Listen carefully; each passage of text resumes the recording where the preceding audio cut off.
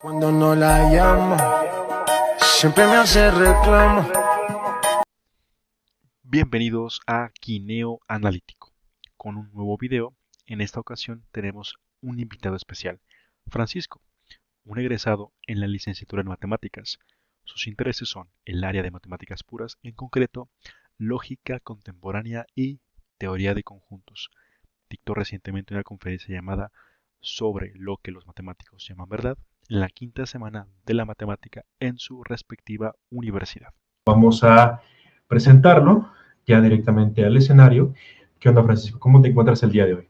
Me encuentro muy bien y primero que nada te quiero agradecer la oportunidad de tener este espacio para hablar un poquito de las cosas que a mí me interesan, que es esto de la lógica. Así que esperemos que pueda salir algo interesante de todo esto. Espero que haya algo que pueda enseñar y que pueda fomentar ese amor por la lógica.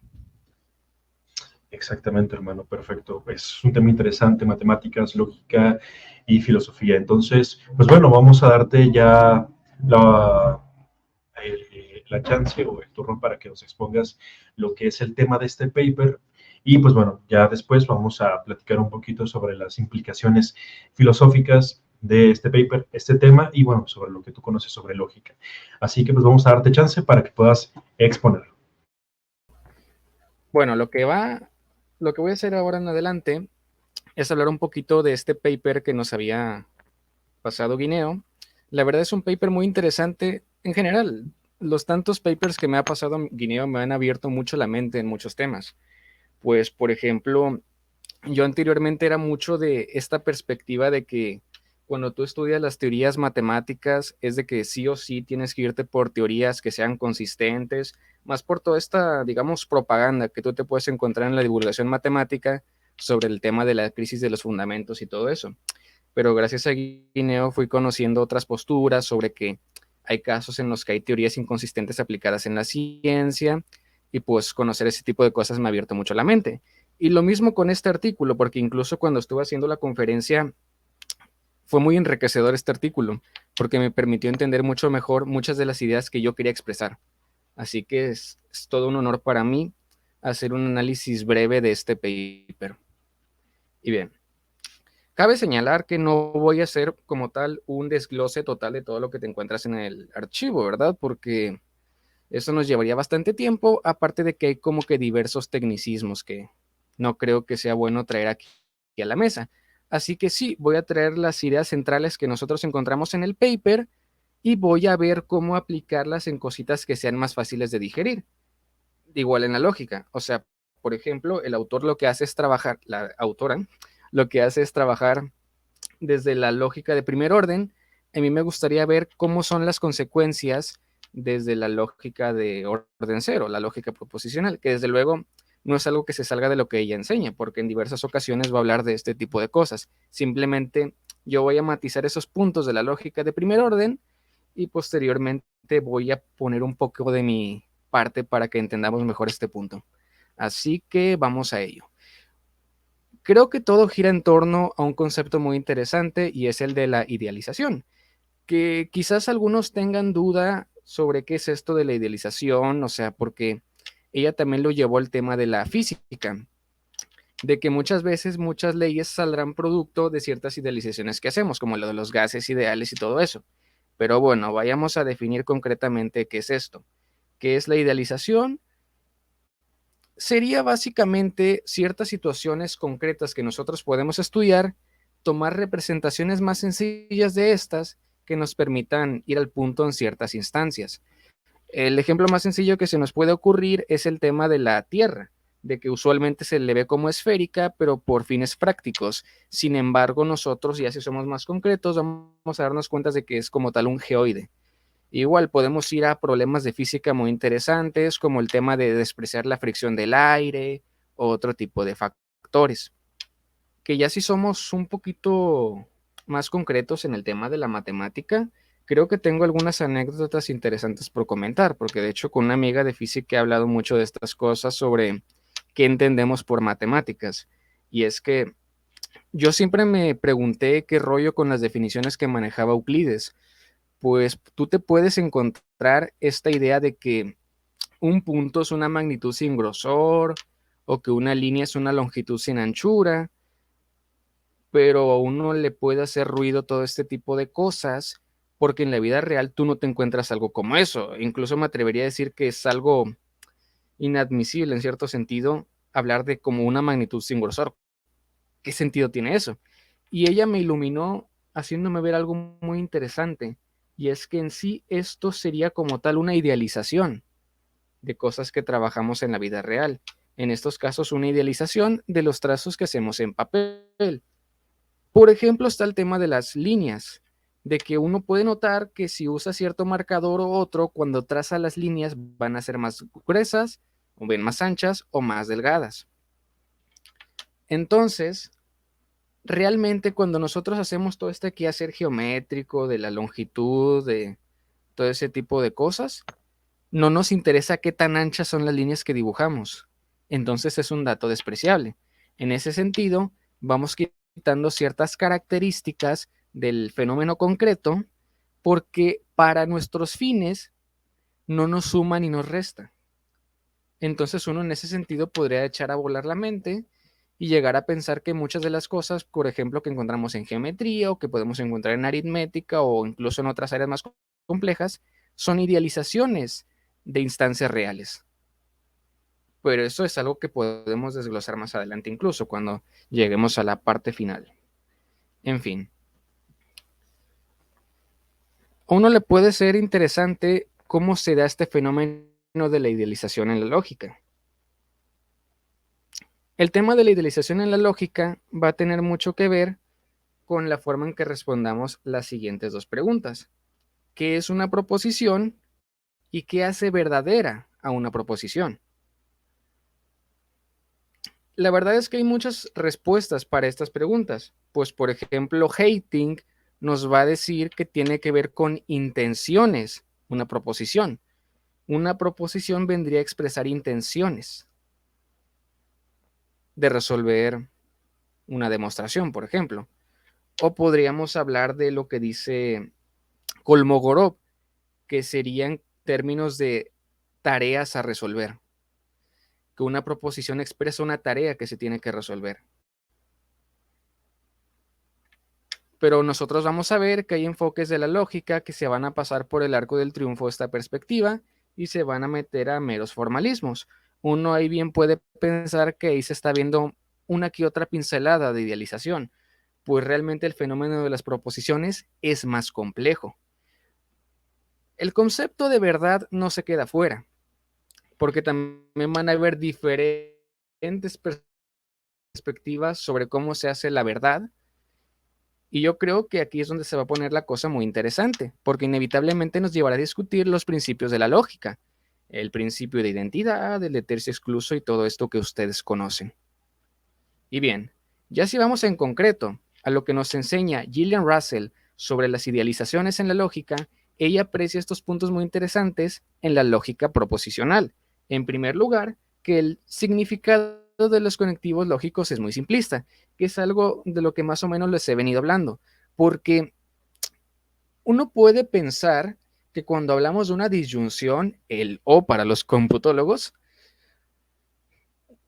cuando uno se expresa en el lenguaje cotidiano, es plantear situaciones como o hice esto otro, toda una semántica detrás. Pero cuando nosotros vamos, por ejemplo, al enfoque de la lógica con tablas de verdad, veremos que se simplifica todo a usar tablitas, hacer asignaciones y ya se perdió todo el significado que encontrábamos nosotros en nuestro lenguaje. Se convierte en una mera abstracción de relacionar valores, de operar con ellos, como si fueran simples operaciones matemáticas. También vamos a encontrar esto de que trabajamos bajo el supuesto de que solo existen dos valores de verdad. Que bueno, nosotros cuando nos metemos a detalle vamos a ver que existen sistemas lógicos un poquito curiosos porque nos llegan a hablar incluso de un tercer valor de verdad, que algunas veces simplemente en lugar de meter otros embrollos más complejos, en lugar de decirte verdadero o falso, dicen cosas como 0, 1 y 2, cositas así de curiosas. Y otro punto que va a ser muy interesante, que creo que muchos pasan de largo, y es que toda afirmación es lo suficientemente clara como para poder dar un valor de verdad concreto. Y yo creo que van a haber algunas expresiones como que ciertamente ambiguas que no nos van a poder permitir decir algo en concreto. secreto. Por ejemplo, la siguiente, este enunciado es falso. Creo que ya han lidiado con este tipo de cosas en más de una ocasión y se darán cuenta de lo complicado que puede decir que esto es verdadero o que es falso. Y creo que se rompe con ese tipo de intenciones que traen los que nos expresan una lógica tan sencilla.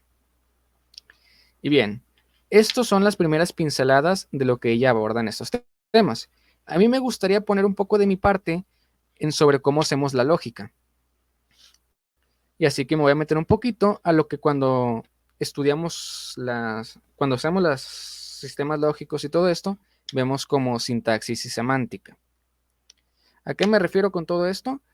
Así como nosotros tenemos una teoría matemática que estudia, por ejemplo, números, que estudia funciones o lo que tú quieras, vamos a tener teorías que se llaman sistemas lógicos, las cuales estudian proposiciones. Y entonces vamos a analizar dos cosas interesantes. Cómo se ven las proposiciones y cómo las hacemos verdaderas o en su defecto cómo las hacemos falsas. Entonces esto implica que cuando queremos estudiar cómo se ven las proposiciones metemos un tema muy interesante que se conoce como sintaxis. Y hablar de sintaxis en primer lugar nos pide definir un alfabeto para hacer posteriormente nuestras proposiciones. El alfabeto va a tener todos estos símbolos que vemos en pantalla. Vamos a tener los conectivos lógicos de toda la vida, vamos a tener la negación y vamos a tener los paréntesis y lo que vienen a ser las variables proposicionales. Para ser concretos, una variable proposicional es básicamente la letra P minúscula, Q minúscula, R minúscula de toda la vida que utilizamos para definir todas las proposiciones complejas que desarrollamos. ¿Quién dice esto va a ser como que de los elementos más básicos con los que vamos a ir construyendo nuestra estructura? Que creo que aquí van a apreciarse uno de los tantos tintes de idealización, porque uno bien puede pensar que esto se equipara con la idea de enunciado simple o de enunciado atómico. Expresiones como el perro ladró toda la noche, fui a estudiar en la mañana, expresiones que son de lo más sencillas. En ese sentido, una idealización vendría a ser que todo tipo de variable proposicional de estas letras minúsculas que tratamos se pueden poner en correspondencia con afirmaciones de nuestro lenguaje. Bien, y ahora sí iremos a asuntos más interesantes en esta parte de la sintaxis. Ya que tenemos nuestro alfabeto, ahora toca construir a las proposiciones. Aquí nos cae como anillo al dedo la teoría de conjuntos, pues va a ser muy útil para simplificar la forma en que nos expresamos. Pues si yo tengo la intención de definir a un conjunto F que va a tener a todas nuestras proposiciones, hay que decir que eso nos ayuda, pues decir F elemento de F mayúscula o F cursiva en esos casos no es más que decir que F es una proposición. Entonces ya me ahorro el expresar para todo P variable proposicional, P es una proposición, simplemente lo escribo como una contención. Y ahora podemos desarrollar cosas más complejas, que dadas dos proposiciones, su negación, cualquier conectivo que hagamos con estas, implicación, conjunción, etcétera, va a ser también una proposición. Y el otro punto interesante es el de que va a ser el conjunto más pequeño y que cumple esas propiedades. Esta propiedad va a tener mucho que ver con que nos va a permitir desarrollar un par de cositas muy interesantes sobre la sintaxis de la lógica proposicional. Vamos a meter temas muy curiosos como el principio de descomposición única, el principio de inducción por fórmulas, cosas muy interesantes que les interesan a los lógicos. Y bien, ahora sí nos vamos a la semántica, que es lo que va a ser muy interesante para nosotros, porque ahora sí vamos a entrar de lleno al tema del paper, del tema de las idealizaciones, es que vamos a tener que comúnmente la semántica, lo que entendemos por verdadero y falso, va a tener presupuestos muy cuestionables. En primer lugar tenemos el principio de bivalencia, que nos dice que solo hay dos valores de verdad, lo típico de verdadero y falso, o que algunas veces los denotemos como 1 y 0 respectivamente. Esto de que sea 1 y 0 algunas veces va a tener su utilidad porque si queremos darle una representación algebraica a la semántica, algunas veces se asocia con una estructura de matemáticas muy interesante que se conoce como los enteros módulo 2, que es básicamente el conjunto del 1 y 0 con propiedades curiosas como que 1 más 1 es 0. Y así podemos desarrollar cositas más interesantes. También tenemos el principio de extensionalidad, que el valor de verdad de una proposición depende del valor de verdad de sus partes. Dígase, por ejemplo, que tenemos la disyunción, de que para que P o Q sea verdadero, depende de que al menos P o al menos Q sea verdadero. Con que uno de los dos sea verdadero es suficiente. Es decir, con otras tantas proposiciones que podemos hablar más complejas, siempre vamos a remitirnos a sus partes, a las proposiciones más sencillas que podemos encontrar ahí. Bien, esto por un lado, pero ahora sí, vamos a cositas que son muy, pero muy interesantes, y es los principios de la lógica. Usualmente, cuando estamos haciendo la semántica de una lógica proposicional, le pedimos que las expresiones como estas, P implica P, no es cierto que P y no P es verdadero, o que P o no P es verdadero, ese tipo de cosas siempre se tienen que cumplir. Es decir, esas proposiciones que tenemos en pantalla tienen que ser verdaderas sin importar el valor de verdad que tenga P. Lo que, por ejemplo, en el enfoque tradicional de tablas de verdad se conoce como tautología. Y creo que una buena pregunta que nos podemos hacer es el por qué tenemos que aceptar estos principios y no otros. Y esto es ya en sí mismo una idealización. Como tal, no tenemos una razón clara de por qué tenemos que hacer esto. Y más cuando nosotros podemos encontrar sistemas en los que no hay principio de tercer excluso, como lo son los intuicionistas, o las lógicas paraconsistentes, que como comentaba en un paper de Mark Collivan, se menciona que muy seguramente sea la aplicación de este tipo de sistemas lógicos los que permiten trabajar con teorías inconsistentes en la ciencia, como es el caso del cálculo infinitesimal. Entonces aquí uno empieza a ver ese tipo de problemas. Y bien, si son idealizaciones, hay que decir que aquello que es idealizado es aquello que a nosotros nos conviene, en el sentido de que aunque nosotros no tengamos la verdad absoluta sobre si eso es válido o no, nosotros de cierta manera para nuestros quehaceres tiene que darnos un beneficio.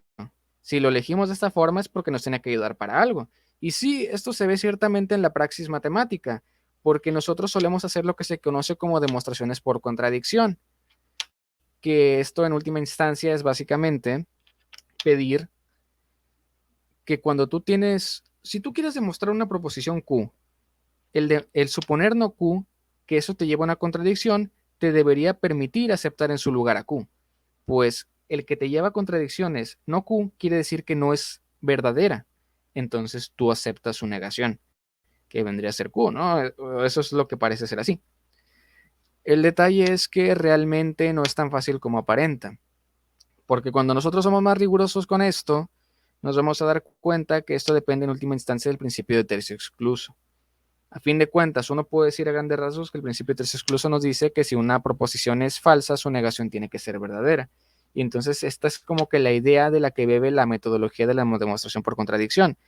Pues si no Q está siendo falso por la contradicción inminente, quiere decir entonces que Q es verdadera, bajo la idea del principio de tercio excluso o la aplicación que estamos dando al principio de tercio excluso. Pero ¿qué pasaría entonces si nosotros no tenemos el principio de tercio excluso? Si por tanto no tenemos esta forma de argumentar. Nos quedamos desarmados.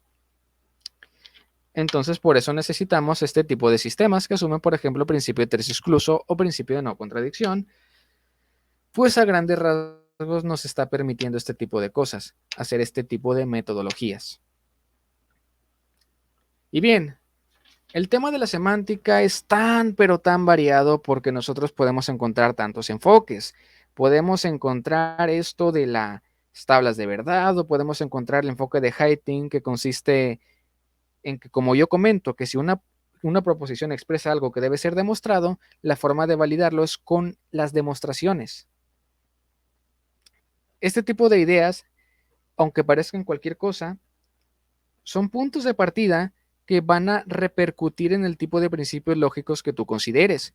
Por ejemplo, el enfoque tradicional de las tablas de verdad inevitablemente te hará hablar del principio de tercio excluso, del principio de no contradicción, del principio de identidad. Sin embargo, el enfoque de Hayting no te deja hablar del principio de tercio excluso y por tanto no te deja hablar de demostraciones por contradicción bajo los razonamientos que usamos hace rato. Entonces, pues así la cosa. Uno bien puede pensar que de acuerdo a sus necesidades tendría que irse por un sistema lógico u otro.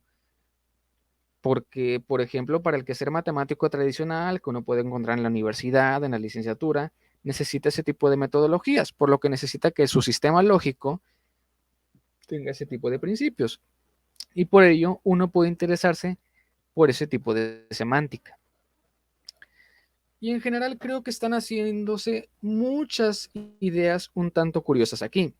En primer lugar, pareciese que lo que nosotros vamos a entender por verdadero y falso no es tanto que sea arbitrario, sino que va a ser un formalismo conveniente, una idealización que nos va a permitir justificar ciertas metodologías.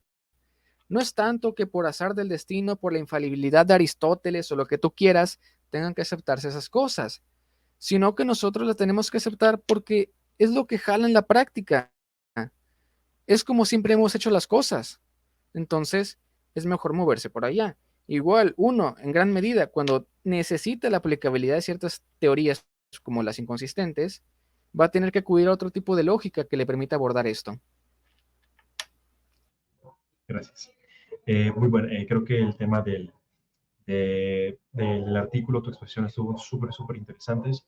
Creo que manejas muy bien estos términos de lógica, estos términos muy importantes dentro de los fundamentos de las matemáticas. Pues sí, creo que los manejas muy bien y es una excelente exposición. Bueno, yo voy a como a presentar, bueno, no presentar algo como tal, no va a ser texto, pero sí va a ser como unas imágenes para que sean así como decirlo, como muy pedagógicas, o simplemente como que presentar unas imágenes para explicar ciertas cosas interesantes que noté de parte del artículo, ¿no? Perfecto, excelente, muy bien. Ok, perfecto. Bueno, ¿cuál entonces es como, bueno, las reflexiones metafísicas que al menos yo puedo hacer? Igual, si tienes alguna sugerencia o tal vez alguna objeción, igual pues es bienvenida. En la primera parte, pues bueno, vemos a la filósofa Nancy Cartwright en su libro Cómo las leyes de la física mienten. Y es que, bueno, que creo que esta parte del paper donde menciona esta filósofa es comparar los argumentos que tiene Nancy Cartwright y diciendo, a ver, incluso cita a Frege, ¿no? Diciendo, a ver, la física describe y explica ciertas cosas del mundo, ¿no? La lógica explica ciertas cosas del mundo también, pero en este caso explica la verdad, ¿no? O sea, la verdad es un tema muy importante en lógica, porque supuestamente Frege decía que la verdad, pues, es como el objeto de la lógica, ¿no? Definir la verdad o hablar de razonamientos verdaderos en lógica es indispensable.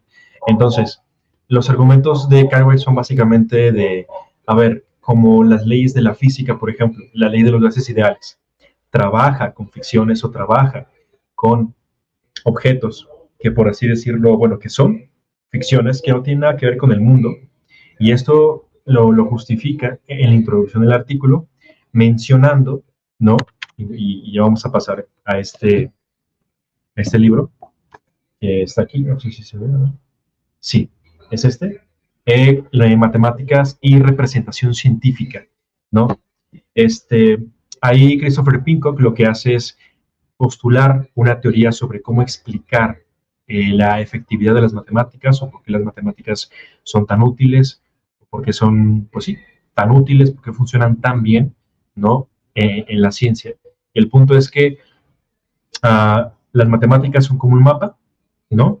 Y evidentemente un mapa de alguna ciudad random, por ejemplo, va a estar cubierto de puntos y líneas. Entonces, estos puntos y líneas evidentemente no describen con exactitud ni con una verdad, vamos a decirlo así, absoluta, digamos, todos los objetos que mapea. Por ejemplo, una casa va a estar representada con puntos y líneas, pero una casa no son puntos y líneas. O una casa es un compuesto de, vamos a decirlo así, sustancias químicas, partículas elementales, átomos, etc. Entonces, Pincock compara un mapa con una teoría científica o un mapa con una estructura matemática que describe la realidad. Entonces, el punto en la introducción del paper es mencionar que, por ejemplo, en la ciencia se hacen simulaciones. pero las simulaciones son muy diferentes a lo simulado. Las simulaciones son mucho más complejas, perdón, lo simulado es mucho más complejo que las simulaciones, porque las simulaciones son, pues sí, digamos, estructuras matemáticas que se organizan y que son simples, que tienen virtudes metateóricas, como la simplicidad, simetría, elegancia, etcétera, para poder, por ejemplo, llevar a cabo predicciones. Entonces, por eso es que computacionalmente hablando, es imposible manejar toda la complejidad que hay en la realidad. Por eso es que se usan cosas muy simples, como por ejemplo, las leyes de la física.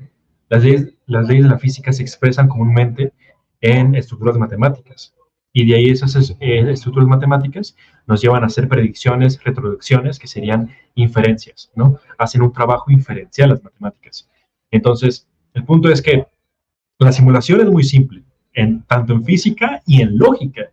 En lógica buscamos, o se busca, como ya lo he expresado también, cosas que funcionen en la práctica, cosas que sean útiles a los matemáticos y a los lógicos.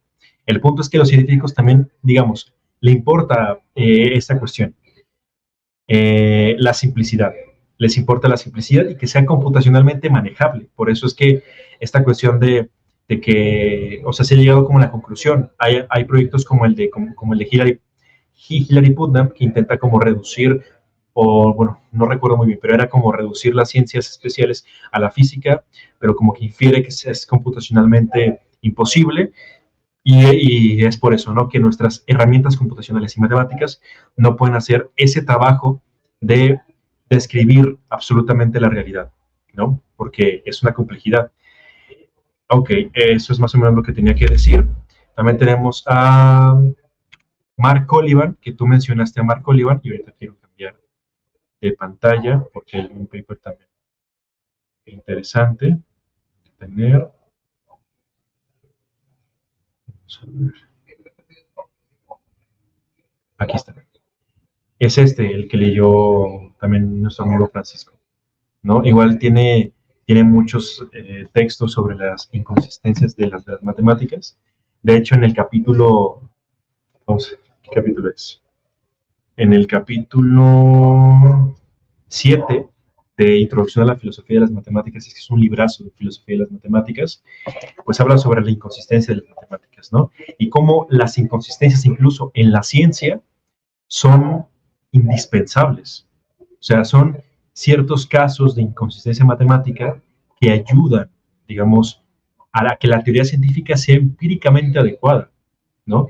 Ahora, esto implica que la realidad es contradictoria o que debemos violar el PNC. De hecho, Colivan es más extraño de lo que pensábamos, ya que en verdad sostiene que hay entidades inconsistentes. Una de las razones de esto se da en el argumento de indispensabilidad de Quine-Putnam, que consta de 3 premisas. La primera premisa: debemos tener un compromiso ontológico con todas y solo aquellas entidades que sean indispensables para nuestras mejores teorías científicas. Segundo, las entidades matemáticas son indispensables para nuestras mejores teorías científicas, ergo, debemos tener un compromiso ontológico con las entidades matemáticas. Colivan además sostiene que hay teorías científicas que adoptan entidades contradictorias. Por ejemplo, la teoría de la gravitación newtoniana caracteriza galaxias con cantidades inconsistentes. Segunda, la oceanografía descriptiva parece postular océanos de profundidad infinita y finita. Y tercero, en el cálculo diferencial temprano hay ciertas cantidades que fluctúan. Matías Guirado responde en su paper de 2015 que la comunidad científica, por ejemplo, no interpretó esas teorías como inconsistentes, siempre buscó de hecho alternativas consistentes. Y en segundo lugar, se usaron idealizaciones. A mí, sobre todo, no me cala esa opción, o sea, no me cala esa conclusión. Yo no puedo llegar a esa conclusión porque, por ejemplo, en la ciencia hay cuestiones pragmáticas, o sea, cuestiones útiles, cuestiones, digamos, de practicidad, o sea, cuestiones de utilidad, como por ejemplo está el proyecto de Bas van Fraassen, que es como el último empirista contemporáneo en filosofía de la ciencia, que dice: a mí no me importa la verdad en la ciencia, lo que me importa es que las teorías científicas sean empíricamente adecuadas, o sea, que puedan hacer predicciones y retroducciones, es lo único.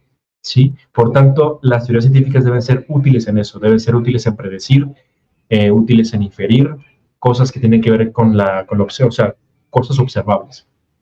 Entonces, todo esto nos lleva principalmente a eso, o sea, que la verdad en metafísica podemos describirla, o sea, podemos trabajarla, podemos describirla independientemente de los marcos lógicos y de los marcos, o bueno, marcos lógicos sobre todo. Entonces, pues de aquí se puede seguir, ¿no?, que el PNC no es falso, o sea, que el principio de no contradicción no es no es un principio lógico que tenga que ser violado, no principalmente. Y vamos a pasar otra vez a la última. Lógica, muy bien. Y tenemos este paper, ¿no?, que es de Tomás y ¿no?, que dice la ley de no contradicción es un principio metafísico. Y él defiende esto. Y el punto a considerar acá, ahora sí, como punto central, es que en el paper vienen cosas como lo del lenguaje natural. O sea, la lógica describe al lenguaje natural. Por eso es que vemos gran cantidad de paradojas, ¿no? Pero que no tienen nada que ver con lo de afuera, o sea, con las cuestiones metafísicas. Entonces, la metafísica y la lógica parecieran estar, digamos, separadas porque son autónomas. Digamos, la lógica describe el lenguaje natural y toda la complejidad del lenguaje natural. Por eso es que las leyes de la lógica mienten, porque se basan en supuestos, como ya lo explicó Francisco. Y ese es el punto. El punto, la lógica trabaja con el lenguaje natural, la metafísica trabaja con algo llamado realidad, ¿no? O el ser, el ese. Entonces, ahí está el punto. Para mí, la inconsistencia puede ser muy útil. No solamente hay lógicas para consistentes, hay teorías científicas que son inconsistentes o que han sido inconsistentes. Y Mark Oliver, digamos, las trata. Entonces, el PNC no puede ser violado, ningún otro principio lógico, o bueno, un principio metafísico, perdón, con el que se haya trabajado en metafísica, el PNC, el PRS, el principio de identidad, ¿no? Porque la justificación o defensa que se da para esos principios es más que lógica, sino es metafísica. Pero ¿tú qué opinas de esto, Francisco? Al menos en mi caso, sí, lo veo más por ese lado de que hay que ver aparte lo que hacemos en lógica y lo que hacemos en metafísica. Más que nada por cositas como las que te había comentado la otra vez acá en el grupo, porque, por ejemplo, cuando uno hace lógica, va a tomar diferentes perspectivas, que va a ser como que mucho con las movidas que uno va tomando. Como está este ejemplo que había planteado de que, ¿qué pasa si estudiamos la evolución de una persona con el pasar del tiempo? Tipo que va envejeciendo. Entonces uno, por ejemplo, uno puede preguntarle tipo si tiene 18 años. Y este mismo tema nos lleva a desarrollos muy interesantes porque uno pensaría que puede dar solo dos respuestas, de que tiene 18 años o no tiene, pero si uno lo piensa bien con las variables que toma en cuenta, pensaría algo como que no tiene 18 años, pero los va a tener, los tiene o que los tuvo, algo por el estilo. O sea, pensando en que va variando, depende en qué momento del tiempo lo ubiques, es como vas a responder, que a posteriori puede tener la edad, la tiene o la llegó a tener.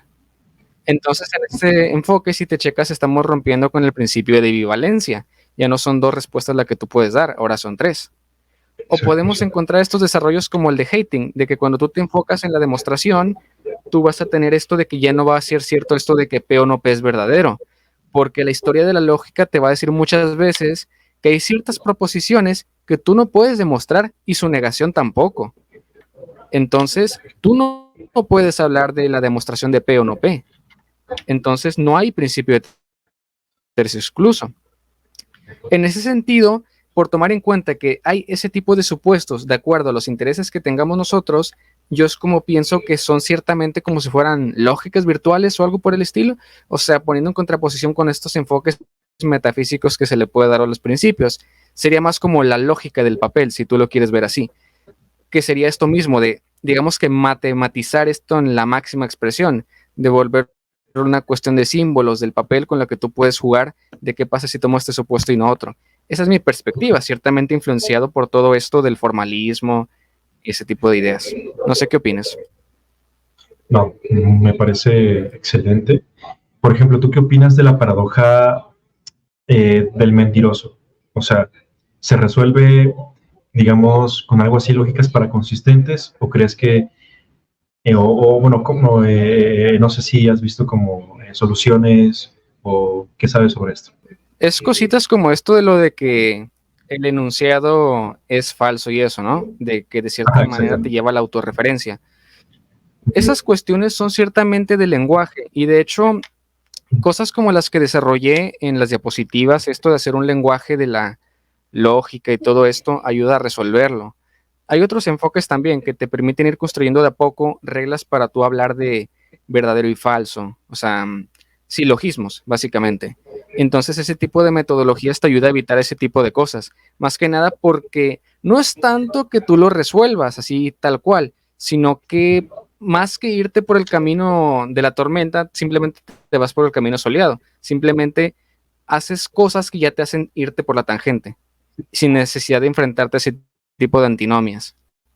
Es lo que se suele hacer en lógica, porque también pasa mucho en teoría de conjuntos, de que cuando tú estás viendo cosas como la paradoja de Russell, tú lo que haces es hacer ciertas axiomáticas que ya directamente a ese tipo de cosas le das la vuelta. Ese es más el enfoque que se suele tomar en matemáticas. Incluso otros, con todo este tema de los teoremas de incompletitud, creo que es Gensen, así se llama, tomó otros enfoques alternativos con ciertas reglas de deducción para hacer lógica que le permitían evitar ciertas cosas. Que me parece que era la aritmética primitiva recursiva, la que evitaba los teoremas de incompletitud, por ejemplo. Es lo que se suele hacer acá en matemáticas, Excelente. de tomar como que Igual, enfoques que te hacen sacarle la vuelta. vaya. Hay, no sé si has escuchado sobre la filósofa Penélope Meri, porque bueno, tiene un libro que se llama, bueno, es que tiene varios libros, uno sobre unos argumentos en favor de la existencia de objetos matemáticos, tiene otro que sacó en 2011, ya está un poquito grande la filósofa, pero dice defensa de los axiomas, ¿no? Sobre los fundamentos filosóficos de la teoría de conjuntos. El punto es que ella defiende un axioma que es como muy controversial en teoría de conjuntos, que por ejemplo algunos autores han agregado y otros autores han quitado. Ahorita estoy como viendo rápidamente cuál es ese axioma. No sé si tú tengas como alguna información sobre eso, sobre algún axioma que, por ejemplo, algunos autores en teoría de conjuntos agreguen, otros quiten, porque, no sé, permita trabajar mejor, trabajar, etcétera, no sé. Muchas veces se toman ciertos axiomas más para darle estructura a tu teoría, porque, por ejemplo, está el axioma de fundación. Es que esto es todo un tema interesante, porque tú cuando estudias teoría de conjuntos desde el enfoque axiomático, todo es conjunto básicamente, o sea, cuando tú dices sea X conjunto y dices Y pertenece a X, tú también te puedes preguntar si hay un Z en Y así te puedes ir en regresión al infinito al parecer, porque todos son conjuntos y siempre hablas de la idea de pertenencia. Entonces, muchas veces para darle formato se usa lo que se conoce como axioma de fundación, que es lo que rompe con esa regresión infinita de pertenencia, porque va a llegar un punto en que tú estás Y pertenece a X, Z pertenece a Y, pero llega un punto en que vas a decir que el último elemento que tú puedes encontrar es el vacío y por tanto ahí tú ya no le puedes sacar nada. Entonces ese tipo de cosas ya te evitan las regresiones.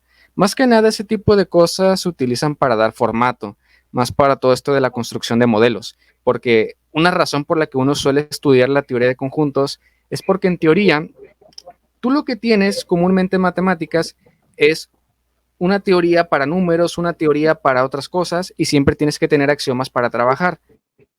Entonces, la necesidad de fundamentarse en teoría de conjuntos es que si todo lo reduces a conjuntos, simplemente te vas a limitar a hablar de los axiomas de ZFC. Ya no tienes que hablar propiamente de los axiomas de Peano o de axiomas de los números reales, porque en estos casos pasan a ser teoremas de conjuntos muy particulares de la teoría de ZFC.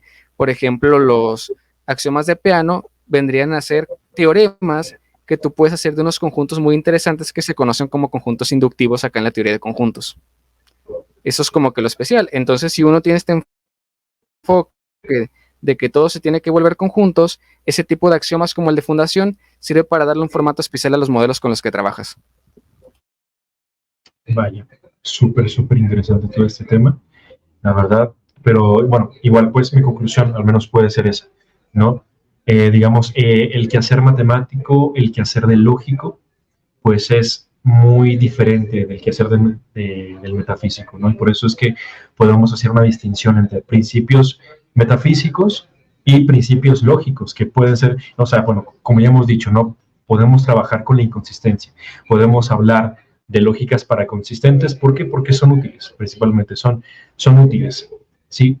Y utilidad porque, como ya explicó Francisco, como ya a través, bueno, del paper de Russell, sí, entonces el punto es ese, o sea, el punto es que la lógica hace simulaciones, al igual que la física y otras teorías científicas, ¿no?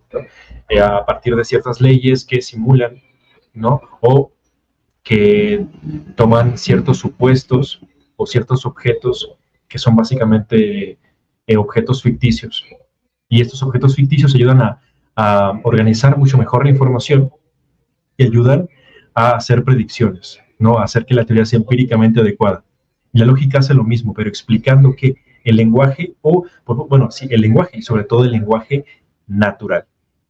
Pero bueno, no sé, Francisco, cuáles serían, digamos, tus conclusiones, cuáles serían tus comentarios finales sobre esto. Mis conclusiones finales a grandes rasgos sería que este tipo de situaciones que uno enfrenta lo puede llegar a parecer como que es muy coqueto en cierto sentido todo este tipo de teorías formalistas sobre las matemáticas, porque nos ayudan a sacarle la vuelta a todas estas discusiones de las que plantea, por ejemplo, Mark Olivan, de que muchas veces para intentar defender como que la existencia de objetos matemáticos se acude a su aplicabilidad, que bueno, no, creo que no es propiamente el tema de, pero recuerdo un debate de William Lane Craig con Graham Oppy sobre la aplicabilidad de la matemática, y me pregunto en qué medida puede afectar esa discusión al argumento de William Lane Craig todo este tema de las teorías inconsistentes. Entonces, creo que ese tipo de casos nos lleva a tener que ver a las matemáticas desde otra perspectiva, sin tanto compromiso metafísico, sino más bien pues desde el papel o algo por el estilo. Ver como que cosas aparte, una cosa es la metafísica, otra cosa es, digamos que la lógica de papel, de la tinta y todos estos formalismos. Porque realmente, o sea, hay lógica de todos los colores y sabores si tú lo quieres ver así, porque hay un montón de formas de hacer semántica, incluso la forma de justificar las proposiciones. Pues yo di una que tenía que ver con un enfoque meramente formalista de los alfabetos, la sintaxis y todo eso, pero también están estas respuestas como las que te digo, de Kolmogorov, de Hayting, Gensen y todos ellos, que ellos ya te dan un significado tal cual, que de hecho no hablé mucho de eso, pero la de Gensen es también muy interesante, porque de cierta manera te está diciendo que las reglas que tú usas para decir que algo es verdadero o falso es el mismo significado de los conectivos lógicos. O sea, cuando tú tienes una regla que tú dices, si P es verdadero, por lo tanto P o Q es verdadero, esa es lo que le da significado a la disyunción. No que tú aparte me des una definición de lo que es la disyunción, sino usando la disyunción es como le das significado a la disyunción, como defines el concepto. Entonces, esa es otra manera de verlo también. Muy interesante. La verdad, sí, está súper, pues, súper interesante. Ya, digamos, yo no me especializo mucho en estos temas, están súper interesantes. Yo me especializo más, digamos, en la aplicabilidad de las matemáticas, pero bueno, amigos, ya lo vieron, ¿no? Que esto es demasiado interesante, tiene mucho jugo en filosofía de las matemáticas y en filosofía de la lógica. Evidentemente se hablan estos temas, se hablan muchísimo de estos temas, pero pues son muy complejos y bueno, ya hablamos sobre muchos autores. Igual pues estaré dejando alguna bibliografía, digamos, en la descripción. Y bueno, ya si quieren nuestro amigo para que también puedan ver su ponencia que fue hace unos pocos días en su universidad sobre el tema que les comenté, ¿no? De la verdad y las matemáticas. Pero bueno, hermano, muy bien, perfecto.